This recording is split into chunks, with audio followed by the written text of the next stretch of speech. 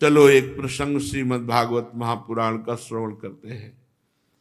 भगवान श्री कृष्णचंद्र जो जब दिन में गाय चराने जाते तो समस्त गोपियां भगवान की चर्चा में दिन व्यतीत करती, और सायंकाल जब आते तब वो बड़भागिनी गोपियां जिनका मन श्री कृष्ण में ही लगा रहता, वो श्री कृष्णमय होकर के श्री कृष्ण का दर्शन करती। इस प्रकार उनके दिन व्यतीत होते। परीक्षित, जिस समय भगवान श्री कृष्ण ब्रज में प्रवेश कर रहे थे, आनंद उत्सव की धूम मची हुई थी,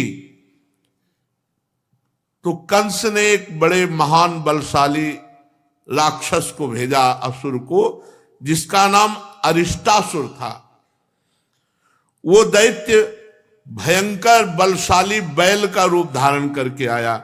बड़ा बलवान और बहुत विशाल बैल का रूप धारण करके खुरों से ब्रजभूमि को ऐसे खोदता हुआ, कपाता हुआ, वो बड़ी जोर से गर्जना कर रहा था। पूंछ अपनी खड़ी किए, सींगों से चार दीवारी तोड़ता हुआ, बीच बीच में गोबर छोड़ता हुआ, आंख फाड़ कर इधर उधर वो भगवान श्री कृष्ण को देख रहा था, कहां है। ऐसी वो दहाड़ हुंकार मारता, सब ब्रजवासी भयभीत हो गए। तीखे सींग वाले उस अरिष्टासुर ने जो बैल का रूप धारण किया था, ब्रजवासियों ने कहा ये हमारा बैल तो है नहीं ब्रज का, ये कहां से आ गया। पशु डर गए, भाग पड़े सब गौशाला से।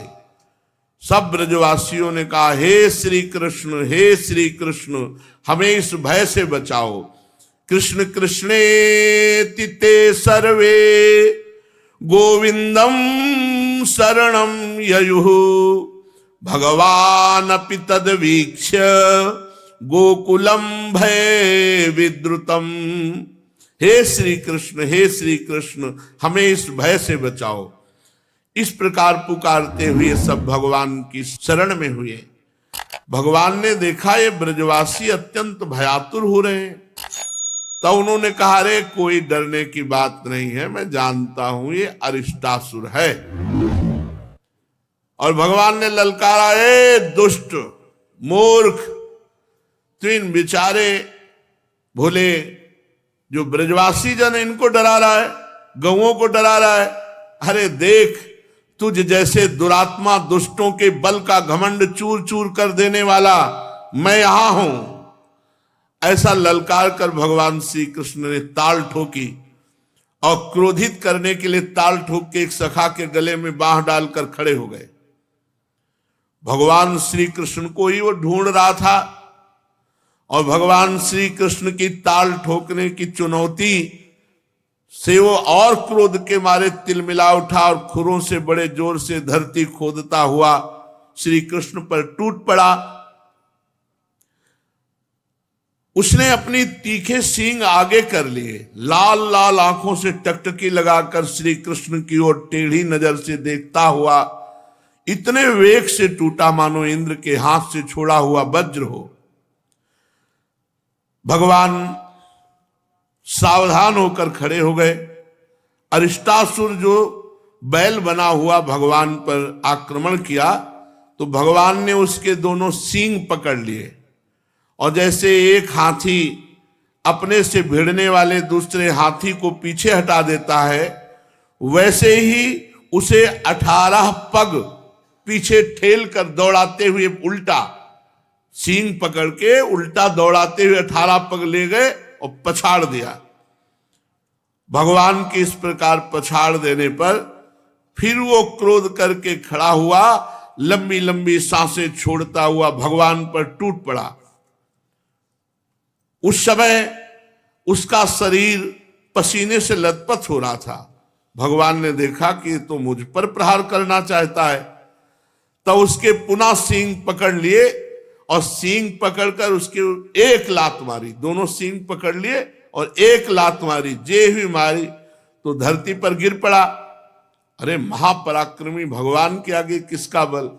और भगवान ने जैसे गीला कपड़ा निचोड़ा जाए ऐसे पैर रख करके उसको ऐसे ऐसे ऐसे सींग पकड़ करके खूब कचूमर निकाल दिया उसका, और फिर सींग उखाड़ करके उसी से उसको पीटा।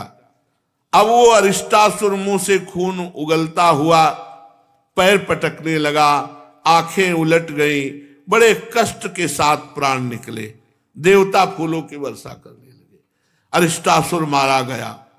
भगवान श्री कृष्ण ने इस प्रकार अरिष्टासुर का उद्धार किया। सब गोप गोपियां भगवान की प्रशंसा करने लगे। फिर बलराम जी के साथ गोष्ठ में प्रवेश किया और भगवान की शोभा को देख देख कर ब्रजवासी जन आनंदित हो रहे हैं। भगवान की लीला अत्यंत अद्भुत है। इधर जब अरिष्टासुर मार डाला गया तो भगवान नारद जी, जो शीघ्र से शीघ्र भगवान का दर्शन कराने वाले हैं, कंस के पास पहुंचे। कंस ने पूजा की तो नारद जी ने कहा, कंस, जो कन्या तुम्हारे हाथ से आकाश में चली गई थी वो देवकी की कन्या नहीं थी, वो यशोदा की कन्या थी। और जो ब्रज में श्री कृष्ण है वो देवकी के पुत्र है, जो बलराम जी हैं वो रोहिणी के पुत्र हैं।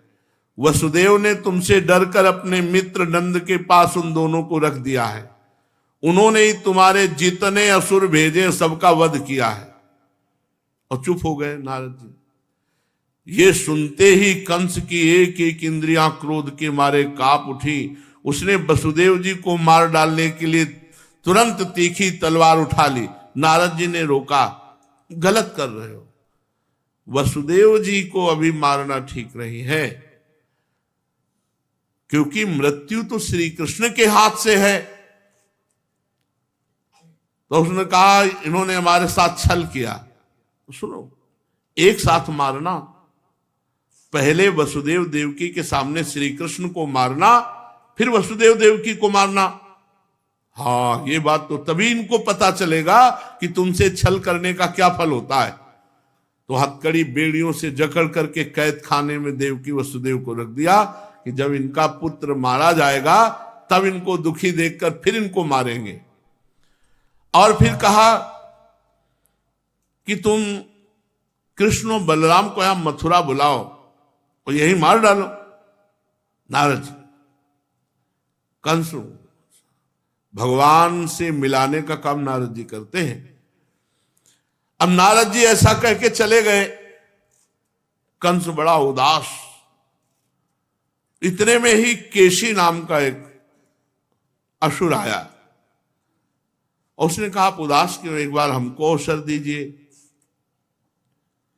तो कहा, ठीक है, तुम बलराम और श्री कृष्ण को दोनों को मार डालो। केशी बहुत बलवान था। कंस ने मुष्टिक, चाणूर, सल, तोशल आदि पहलवानों को बुलाया, मंत्रियों को बुलाया, महावतों को बुलाया और कहा, वीरवर, चाणूर, मुष्टिक, तुम लोग ध्यानपूर्वक मेरी बात सुनो। वसुदेव के दो पुत्र बलराम और श्री कृष्ण नंद के ब्रज में रहते हैं। आकाशवाणी ने बताया है कि वही हमारी मृत्यु है, अतः हम उनको उत्सव के बहाने यहां बुलाएंगे और जब आ जाए तो तुम लोग कुश्ती लड़ने के बहाने उनको मार डालना। चाणूर, मुष्टिक आदि से कहा कि कुश्ती के बहाने उन्हें मार डालना। मंत्र सजाओ, अखाड़ों को गोल गोल सजा दो, पूरी प्रजा बैठकर देखे कि कैसे तुम श्री कृष्ण को पछाड़ पछाड़ कर मारते हो।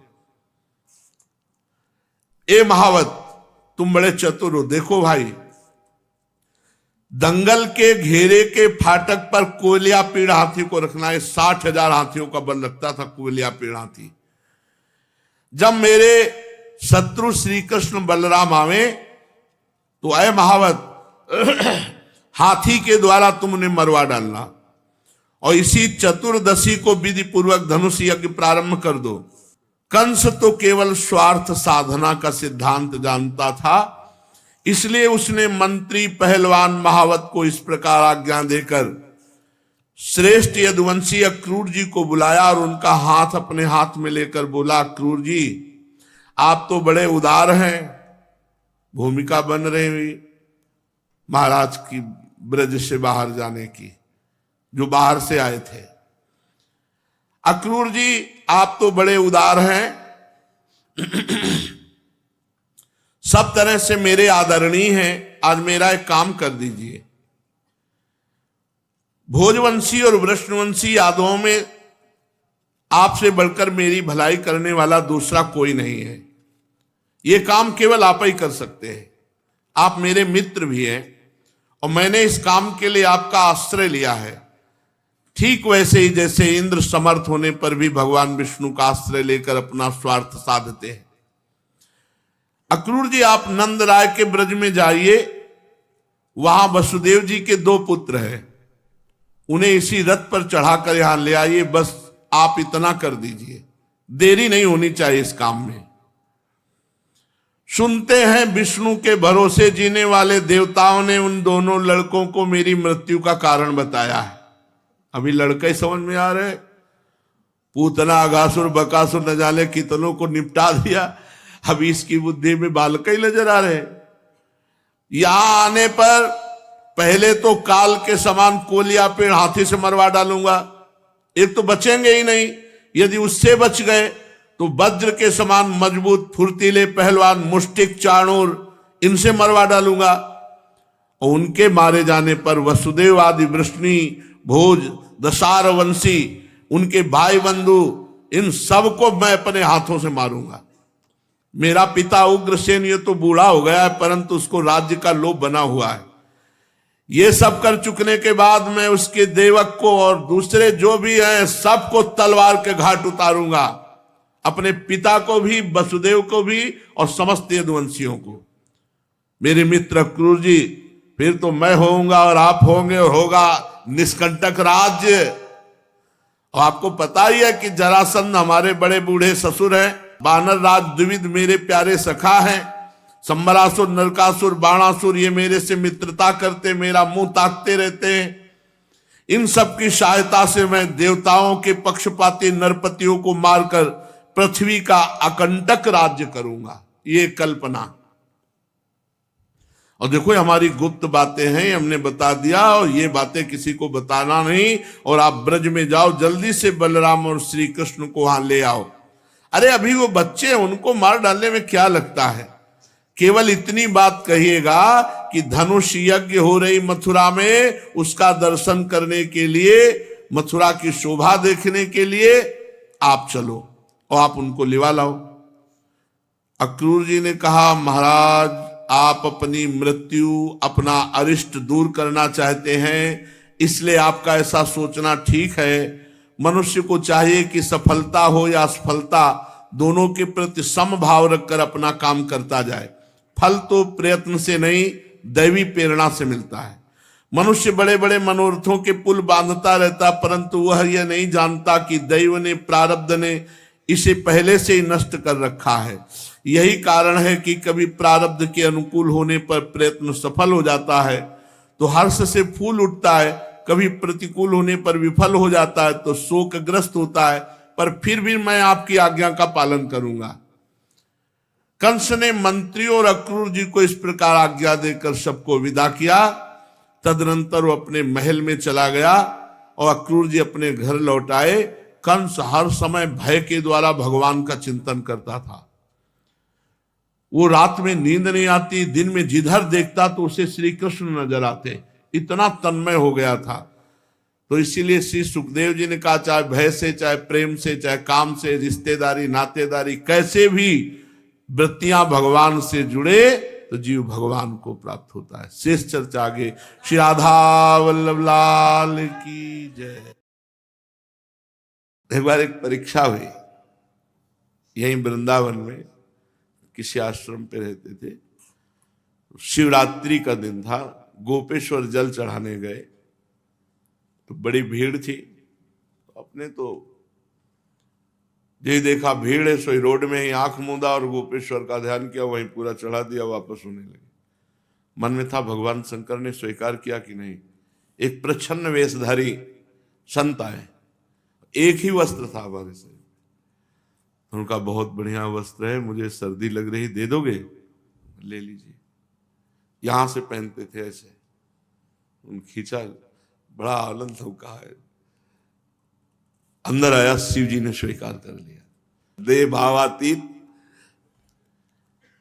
हमारे अंदर ये नहीं आना चाहिए कि ये मेरी वस्तु है, नहीं, प्रभु ने दिया है। अगर प्रभु किसी भी रूप में आकर के मांग लेते हैं तो श्री राम जी को फांसी की सजा मिली थी इसी बात के लिए। उनको खजांची बना दिया गया था, जो आके उनसे हमारी बेटी का ब्याह है, ले जाओ, अमुक रोग है उसके लिए औषधि के लिए पैसे ले जाओ। जब बादशाह को पता चला तो अन्य धर्मावलंबी बादशाह था, काजियों ने कहा आपके साथ बड़ा दगा किया इन्होंने, खजाने को लुटा दिया। तो उनका श्री राम क्यों लुटाया? बोले सरकार, हम किसी को दुखी नहीं देख सकते। अगर किसी के आंसू हमारे सामने गिरे तो सबसे बड़ा बंधन हमारे लिए यही है कि हमारे कदम नहीं आगे बढ़ते। क्या बात है, आप क्यों रो रहे हैं? उसका रोना बंद होना चाहिए, उसको मुस्कुराना चाहिए। ये प्रत्येक भक्त का हृदय होता है। लड़खड़ा जाएंगे उसके कदम। अगर कोई सामने रो रहा है तो क्यों, ये क्यों रो रहा है? सैकड़ों बार प्रश्न, कभी कभी पूछ भी लेते हैं। एक जैसे रुक गए, सब रोक दिए, हम क्यों रो रहे हो, क्या बात, क्या चाहिए आपको? वह कुछ नहीं, बस देख के आपको रो रहे थे। ऐसा बुरा हाल, देख के रोना आता है। प्रेमानंद, प्रेम कहते हैं प्रियाजू को। सांद्रानंद घन प्रेम मूर्ति किशोरी, और आनंद कहते हैं लालजू को, जो आनंद सिंधु सुखरासी, और दोनों का संगम प्रेमानंद। प्रेम आनंद, प्रिया और लाल का जो मिलन है वही प्रेमानंद है। शायद है हम नहीं देख पा रहे, लेकिन वो कहीं प्रेमानंद को देख पा रहे होंगे तो उनको रोना आ रहा होगा। श्री राम जी सदैव प्रभु के अनुराग में डूबे हुए, आनंद में डूबे हुए, जब ये एक आदमी को मिल जाता है तो दूसरा बता देता है, कोई समस्या हो तो पहुंच जाना श्री राम जी के पास। उस भाव में श्री राम जी ने आधा खजाना लुटा दिया था। काजियों ने कहा सरकार प्रेम से बात मत कीजिए, ये खजांची थे, आपके साथ दगा दिया, इनको दंड दीजिए। बोले आप लोग निर्णय करके बताइए। बोले फांसी की सजा पास हो गई। श्री राम जी को फांसी की सजा पास हो गई। उनके हाथ पीछे बांध लिए गए और जैसे वध के लिए ले जाया जाता था तो एक बार बादशाह ने पूछा, श्री राम तुम्हारी कोई आखिरी इच्छा, किसी से मिलना चाहते हो, तुम्हारा कोई है? कहा हाँ है, एक बार केवल आंख मिला लेने दो। कौन है परिवार का सदस्य? बोले विट्ठल भगवान। केवल एक बार मुझको उनके सामने ले चलो, आंख मिला लेने दो, बस तुरंत मार देना। ले गए, पीछे हाथ बांधे हुए, और विट्ठल भगवान की तरफ देखा और कहा राजी हो? ठीक है, बस बोले ले चलो। और इधर विट्ठल भगवान वहां पहुंच गए। हुजूर, वह कौन हो?